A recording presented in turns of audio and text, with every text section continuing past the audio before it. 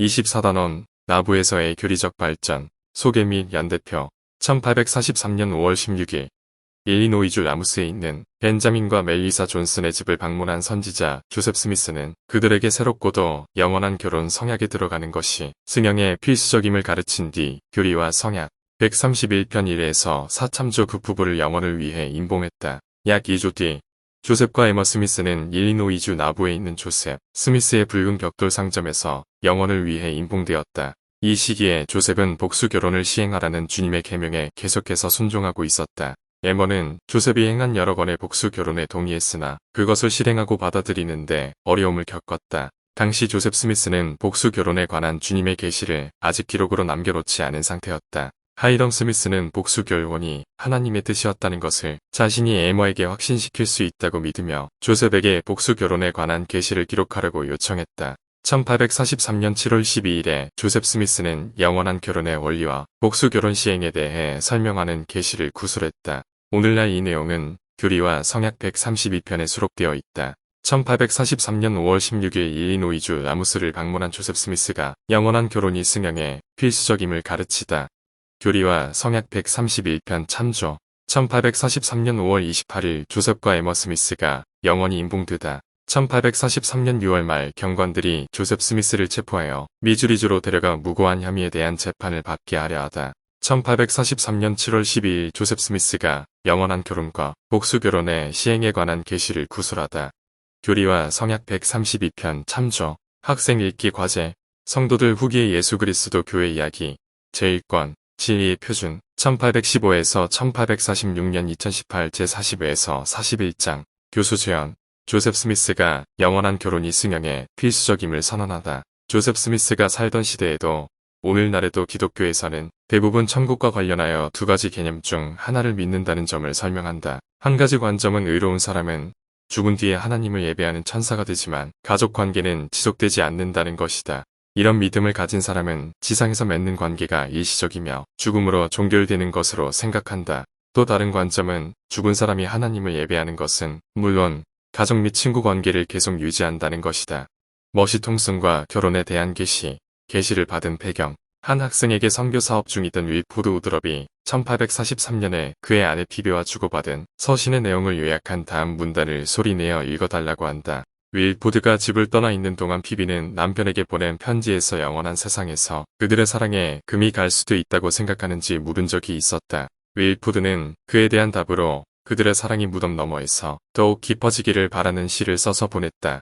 성도들 후기의 예수 그리스도 교회 이야기 제1권 진리의 표준 1815에서 1846년 2018 509에서 510조 많은 사람들이 피비와 윌포드 우드럽처럼 자신들의 관계가 이생 너머까지 지속되기를 바라는 이유는 무엇일까? 학생들에게 이 단원을 공부하는 동안 현세 이후의 결혼 관계에 대한 진리를 더 깊이 이해하는 데 도움이 될 원리 및 교리들을 찾아보라고 한다. 학생들의 경험과 감정에 세심하게 주의를 기울인다. 영원한 결혼에 관해 이야기하는 것을 어려워하는 학생들이 있을지 모른다. 이 주제는 부모가 이혼했거나 부모 중 한 명 또는 둘 다 교회 회원이 아니거나 재혼 가정의 일원이거나 평생 결혼하지 못할까봐 걱정하거나 그 밖의 다양한 이유로 학생들에게 어렵게 느껴질 수 있다. 영원한 결혼의 교리를 가르치면서 이런 학생들의 필요 사항과 관심사를 세심하게 신경 쓴다. 교재에 수록된 벤자민 F. 존슨의 사진을 보여준다. 선지자 조셉 스미스가 1843년 5월에 일리노이주 라무스에 있는 벤자민과 멜리사의 집을 방문했을 때 그들은 결혼한 지 17개월 정도 된 부부였다고 설명한다. 벤자민 F. 존슨의 다음 글을 보여주고 한 학생에게 그것을 소리내어 읽어달라고 한다. 저녁에 조셉 스미스는 나와 아내를 불러앉히고는 우리를 주님의 열퇴에 따라 결혼시키고자 한다고 말했다. 나는 이것을 농담이라 여기며 먼저 번에는 내가 다 했으니 아내가 내게 구애하지 않는 한 그녀와 또 결혼하는 일은 없을 거라고 말했다. 그는 내 경솔한 태도를 나무라며 자신은 진지하다고 말했고 정말로 그러했다. 그래서 우리는 자리에서 일어나 임봉을 받았다. 선지자가 하는 이야기를 더 잘 이해했더라면 벤자민은 어떻게 다른 반응을 보였겠는가. 조셉 스미스의 서기였던 윌리엄 클레이튼은 선지자가 영원한 결혼에 대해 존슨 부부에게 가르친 내용을 기록했다. 그의 이야기는 우리의 가슴을 기쁨으로 뛰게 했다네. 계시를 받은 배경 참조교리와 성약 131편 1에서 4절에 그 가르침의 일부가 기록되어 있다. 한 학생에게 교리와 성약 131편 1에서 사절을 소리내어 읽어달라고 한다. 나머지 반원들에게는 눈으로 따라 읽으면서 선지자 조셉 스미스가 영원한 결혼에 관해 뭐라고 가르쳤는지 찾아보게 한다. 1에서 2절에서 우리는 하나님 아버지의 구원의 계획에서 영원한 결혼이 차지하는 중요성과 관련된 어떤 원리를 찾을 수 있는가? 학생들은 다음 원리를 찾아야 한다. 해의 왕국에서 가장 높은 등급을 얻으려면 새롭고도 영원한 결혼 성약에 들어가야 한다. 이 문맥에서 새롭다라는 말의 의미는 이 성약이 우리 경륜의 시대에 새롭게 회복되었다는 뜻이며 영원하다라는 말은 이 성약과 그에 따른 축복이 영원하다는 의미라고 설명한다. 오늘날 우리는 성전에서 결혼 인봉의식을 받을 때 새롭고도 영원한 결혼 성약에 들어간다. 이 진리를 아는 것은 결혼을 바라보는 우리의 관점에 어떤 식으로 영향을 주는가? 한 학생에게 12사도 정원회의 팔리피 프렛 장로가 전한 다음 말씀을 소리내어 읽어달라고 한다. 그는 1839년에 이미 영원한 결혼에 관한 교리를 배워 알고 있었다. 나머지 반원들에게는 눈으로 따라 읽으면서 선지자 조셉 스미스가 영원한 결혼에 관해 뭐라고 가르쳤는지 찾아보게 한다. 1에서 2절에서 우리는 하나님 아버지의 구원의 계획에서 영원한 결혼이 차지하는 중요성과 관련된 어떤 원리를 찾을 수 있는가?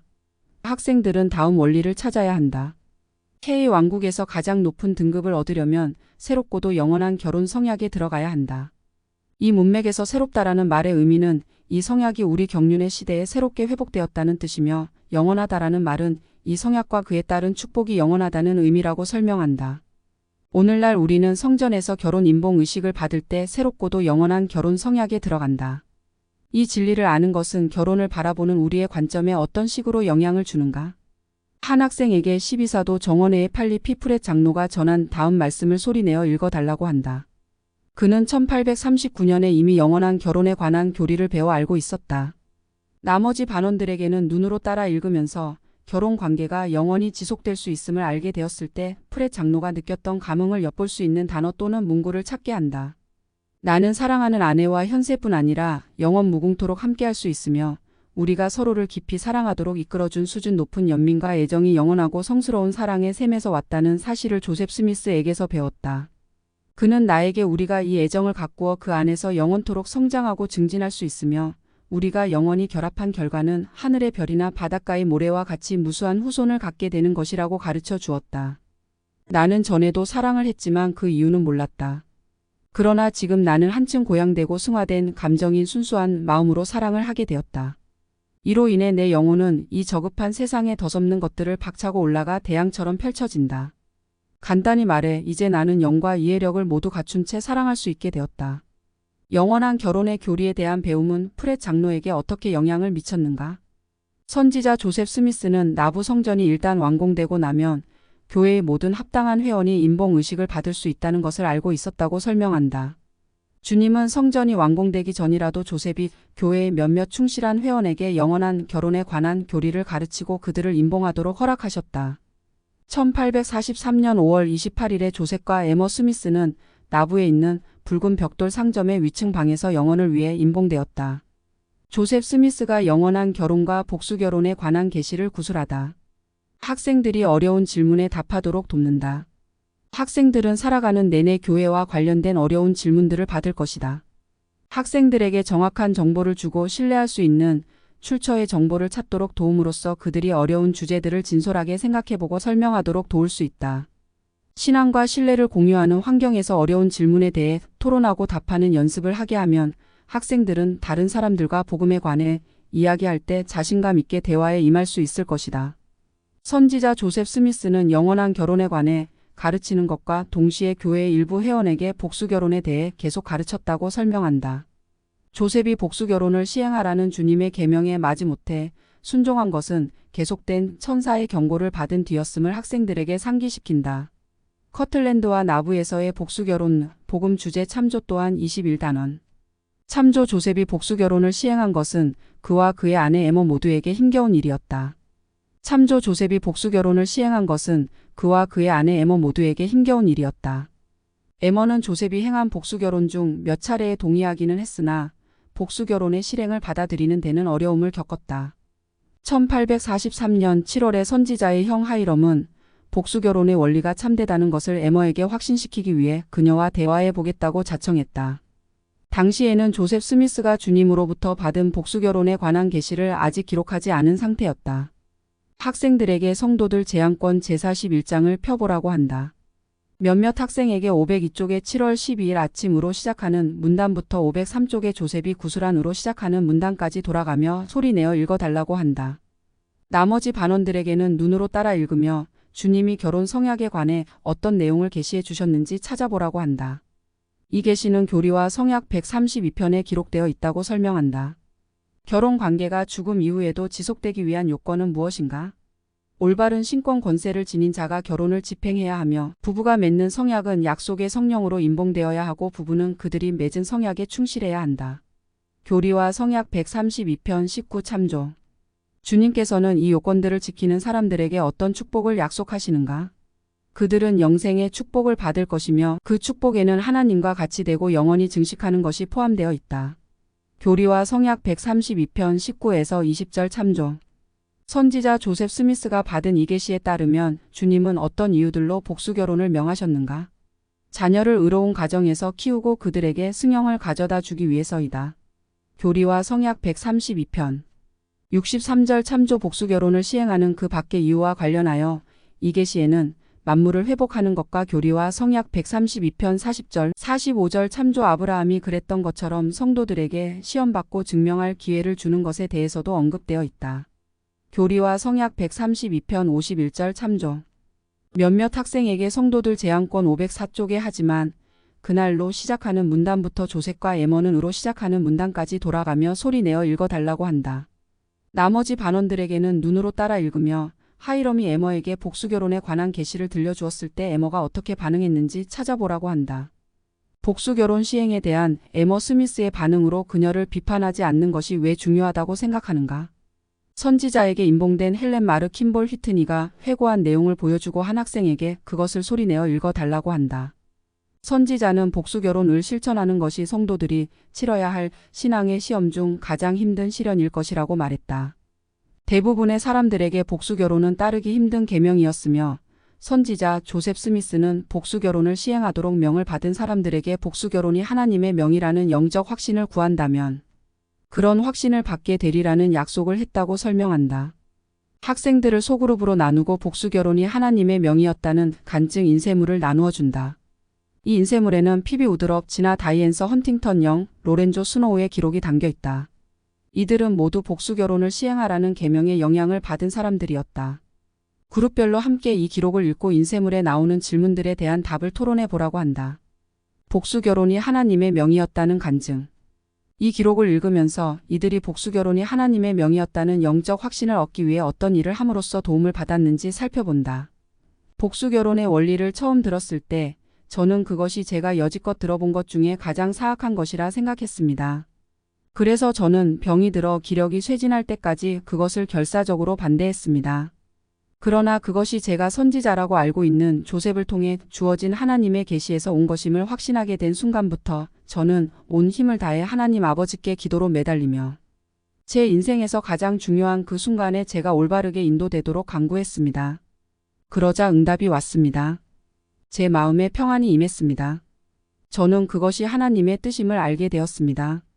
저는 경전을 탐구하고 하나님 아버지께 드리는 겸손한 기도를 통하여 하나님께서 복수결혼에 대한 금명이 당신의 교회에서 확립되게 하셨다는 간증을 스스로 얻게 되었습니다.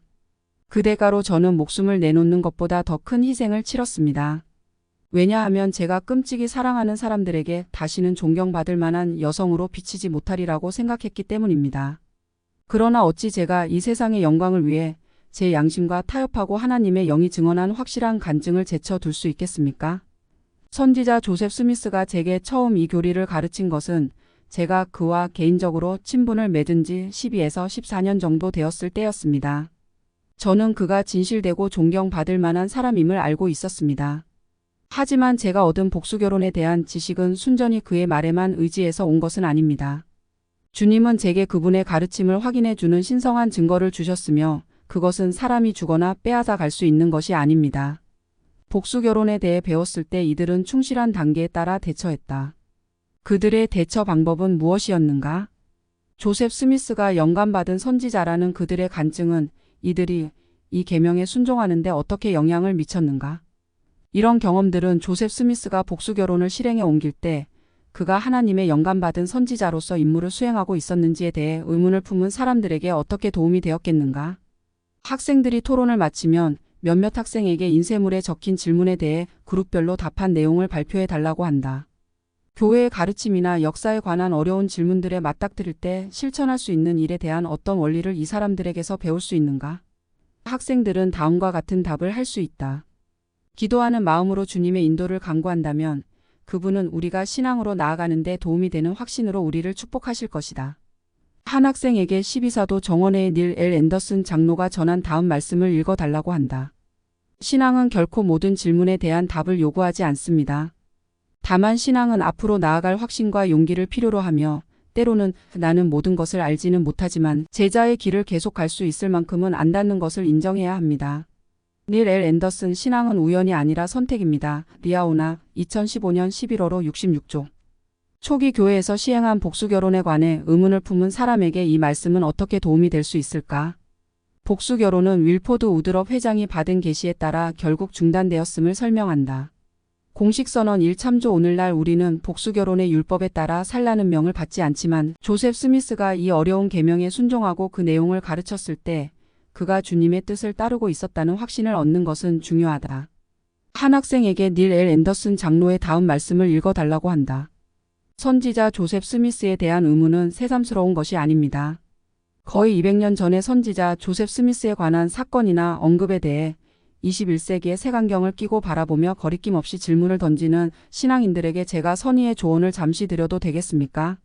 지금은 조셉 형제를 그만 놔둡시다.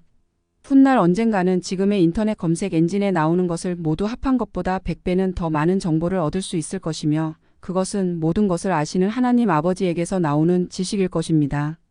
가난하게 태어나 정규 교육을 거의 받지 못한 조셉의 생애를 전체적으로 숙고해 보십시오. 조셉은 90일이 채 못 되는 기간에 몰몬경을 번역했습니다. 수만 명의 정직하고 헌신적인 남녀가 회복의 대업을 기꺼이 받아들였습니다. 그리고 조셉은 38세에 피로써 자신의 간증을 임봉했습니다. 저는 조셉 스미스가 하나님의 선지자였다는 것을 간증합니다. 여러분 마음속에서 이것을 정리하고 이제는 앞으로 나아가십시오. 닐 L. 앤더슨 신앙은 우연이 아니라 선택입니다. 리아오나 2015년 11월호 66쪽. 조셉 스미스가 하나님의 영감받은 선지자였다는 간증이 우리 마음속에 자리 잡게 하는 것은 왜 중요할까? 조셉 스미스가 선지자로서 받은 부름과 사명에 대한 우리의 신앙을 강화하기 위해 무엇을 할 수 있을까? 조셉 스미스가 선지자로서 받은 사명에 대한 간증과 확신은 여러분이 어려운 질문에 맞닥뜨렸을 때 신앙으로 나아가는 데 어떻게 도움이 되었는가? 조셉 스미스가 주님의 계명에 충실했던 하나님의 영감받은 선지자임을 간증한다. 학생들에게 스스로 주님께 확신을 구하며 신앙으로 나아가라고 격려한다. 학생들에게 다음 수업을 준비하기 위해 성도들 제안권 제42에서 43장을 공부해 오도록 권한다. 추가 교수 제언. 동영상 발표 자료 영적인 지식을 얻은 메디슨의 이야기. 초기 성도들이 복수결혼을 시행한 문제와 관련하여 마음의 평안을 얻기 위해 주님께 인도를 구한 예를 보여주기 위해 시아 오브 지저스 시아 다도아치에서 영적인 지식을 얻음. 메디슨의 이야기 동영상을 보여줄 수 있다. 학생들에게 성도들이 복수결혼을 시행한 문제와 관련하여 메디슨이 마음의 평안을 얻기 위해 어떻게 했는지 살펴보고 질문에 대한 답을 찾을 때 어떻게 메디슨과 비슷한 방법으로 행할 수 있을지 생각해 보라고 한다. 복수결혼에 관한 추가 정보. 초기 성도들의 복수결혼 시행에 관해 추가 질문이 있는 학생들은 신빙성 있는 자료를 활용해 정보를 찾아야 한다. 학생들에게 커틀랜드와 나부에서의 복수결혼이라는 복음 주제 관련 글을 참조하도록 알려준다.